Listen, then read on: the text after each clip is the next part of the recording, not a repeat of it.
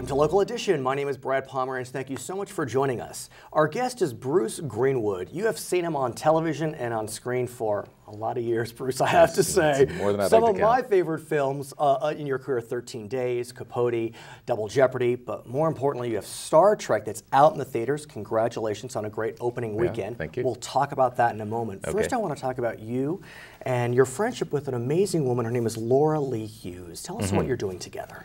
Well, about almost 20 years ago now, maybe 15 years ago, in the aftermath of the Rodney King verdict, when the city was in flames, Laura Lee was standing on her front lawn and smoke and ash sweeping across it, and she literally went, sort of spread her hands, and a piece of ash drifted into her hand, and she thought, this is okay, what do you want me to do? Right. And so she came up with a program called the Unusual Suspects.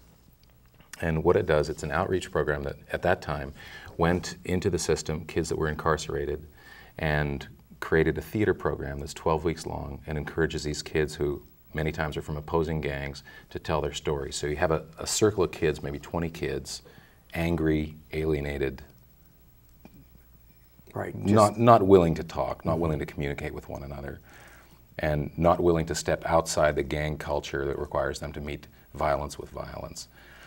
And you sit them in a circle, they're all wearing the same color shirts, and you invite them to tell their stories. Nobody wants to talk. And then somebody begins to talk, and then somebody else starts to tell their story. Now I'm going to tell my story, I'm going to tell my story, and then they realize that the stories are very similar. So the communication begins, and they write a play over the course of the 12 weeks. And they perform it. They write it together and perform it together. And the upshot is that a lot of these kids, they're children really, end up being friends. What's it like for you to be in those rooms as these kids are just literally being torn up emotionally, and then kind of, it's almost a rebirth? Well, it's interesting. The emotion doesn't come out right away because they're so programmed to keep that to themselves. And that's one of the things that when that begins to break down, you see that they're willing to respect other people in spite of the fact that they've been taught to withhold that respect until it's Earned. Until it's earned. Right. You know?